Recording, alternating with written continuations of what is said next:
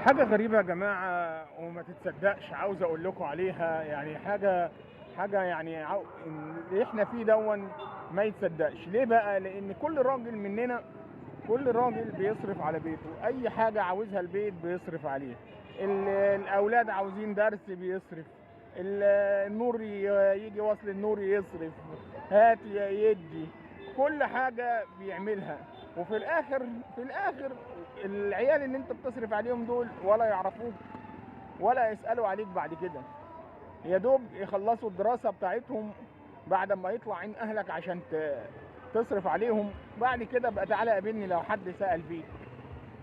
الولد هيتجوز ويشيل هم مراته، والبنت هتتجوز وتشيل هم جوزها، وهتفضل انت بعودك كده، هو محدش يسأل عليك. وتعالى قابلني لو كل اسبوع لو جه مرة يسأل عليك.